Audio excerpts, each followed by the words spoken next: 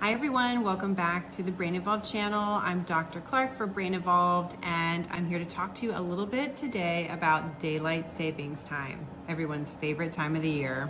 So twice a year we subject ourselves to something really strange. We either gain an hour of sleep or we lose an hour of sleep, and it seems to come out of nowhere.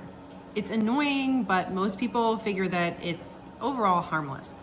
But what if that 1 hour change actually has pretty big effects, including things like sleep, memory, and even fall risk?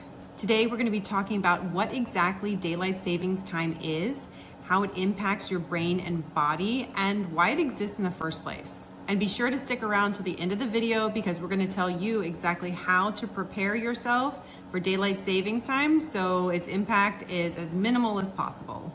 So daylight savings time is essentially a day in the year in which in the United States, in most of the United States, we change our clocks by either moving it forward by 1 hour or back by 1 hour. So technically, daylight savings time begins on the second Sunday in March, and then it ends on the first Sunday in November. So the idea of changing our clocks around to kind of take advantage of the longer days that we have in the summer or in the warmer months actually goes back hundreds of years, and people definitely talked about it with regards to farming and agriculture, but it wasn't actually a thing in the United States until World War I. Daylight savings time was first officially implemented in the United States during World War I as a way to conserve energy. And that's because in the summer months, by doing this daylight savings time, people were able to stay out longer and use less electricity, which was desperately needed for the ongoing war. After the war, the adoption of daylight savings time was kind of sporadic here and there.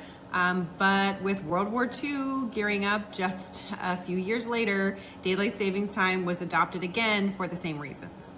And then following World War II, daylight savings time was made official in the United States through the Uniform Time Act in 1966.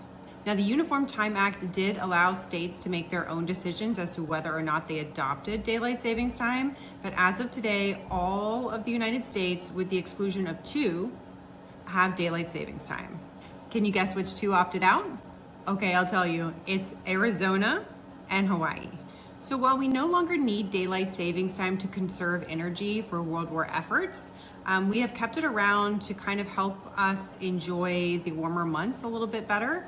But as simple of a sacrifice as this seems, there are actually some unintended consequences that can be quite serious. So your body runs on this internal timing system that we call the circadian rhythm. And this biological clock controls a lot of things, everything from sleep, alertness, hormone levels, body temperature, and of course, your mental performance. And in order to run effectively, it relies heavily on sunlight exposure. So when this clock shifts even by an hour, this system is so sensitive that it can be pretty disrupted. And of course, that leads to all of those things that it controls being off too, which means anything from difficulty falling asleep and fatigue to brain fog, mood changes, difficulty concentrating, and fall risk. And now older adults in particular are susceptible to the impacts of changes in the circadian rhythm or dysfunction in the circadian rhythm because they already have issues associated with aging.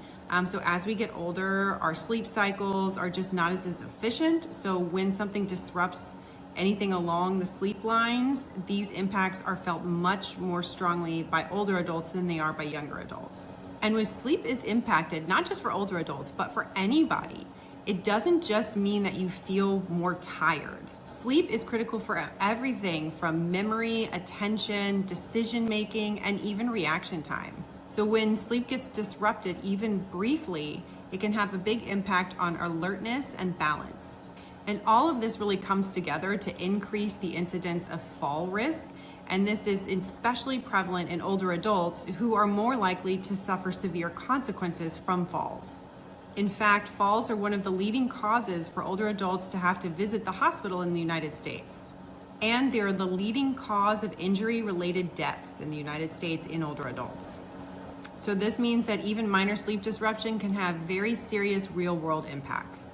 But despite the challenges associated with the disruption in the sleep cycle that is caused by daylight saving times, there are a lot of benefits associated with it too. The most significant of which is our ability to take advantage of the warm months and be outside in the sun for longer. And this is great because the extra light really helps encourage people to exercise and get moving, which is great for both our physical and our mental health. The same can be said for social interaction. People are much more likely to socialize when it's nice outside, which again is great for our mental health. And exposure to natural sunlight in small quantities is also really beneficial for our cognitive health. And that's because sunlight helps regulate our circadian rhythm. So the challenges that were caused by daylight savings time, where it interrupted our circadian rhythm, the exposure to sunlight can help kind of mitigate. So daylight savings time often feels like a bit of a trade-off. But again, as many great benefits as there are to extending our day, there are also some really serious consequences of daylight savings time that we have to consider. The first of which is that it disrupts our sleep, which is really important because this is tied to a lot of other cognitive abilities. So we're less likely to be on alert, we are less focused, our memory is weaker, and so we just have this kind of brain fog and just not really firing on all cylinders for a little while our body adjusts to the change. So because of this, not only are older adults more likely to fall, but there have also been studies that have shown that during daylight savings time or immediately in the aftermath of it, there is a temporary increase in the number of workplace injuries and traffic accidents that occur. Additionally, this kind of change in routine can be very disruptive to certain populations, including not just older adults, but children and people with medical conditions. So when we think about daylight savings time, it's really important to consider both sides of the issue. And love it or hate it, all of us have to deal with daylight savings time unless you live in Arizona or Hawaii. So the good news is that we're here to give you some tips and tricks to help you adjust as easily as possible. So the first and most critical thing that you're going to want to do is adjust your schedule leading up to daylight savings time. Don't wait for the day of daylight savings time to put that hour chunk back in or out of your day. Kind of work up to it gradually. We suggest doing about a 15-minute change day by day as you work up to daylight savings time, but you can do larger chunks, especially if you're starting later. So when we say adjusting your schedule, what we mean is adjusting major points in your days.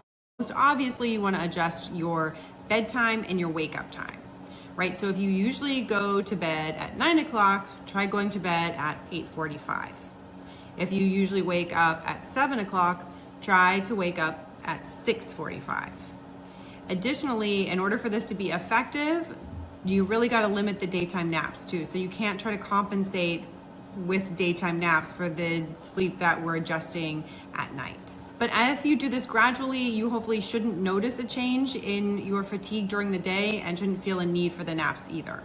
So second, make sure you're getting natural light. So get exposure to sunlight, especially in the morning. This will help re-regulate your circadian system. So finally, you want to make sure that you keep your sleep routine as consistent as possible. So even though we're changing the time that we go to bed and wake up, we want to make sure that everything else associated with our sleep is as consistent as possible. So make sure you do the same things you always do, just a little bit earlier or a little bit later in the day. With the exception of medications and eating, make sure that those are also on adjusted schedules along with your sleep. So hopefully you feel more prepared now for daylight savings time and have a better idea of why it exists in the first place. So one more interesting thing I wanted to share is that obviously this is a very debated topic as to whether daylight savings time is something worth keeping around or not. But one thing that has been proposed is that we stay in permanent standard time. And so that's a topic for another video that we'll get into later, but something to think about until then. So follow us and stay brain smart.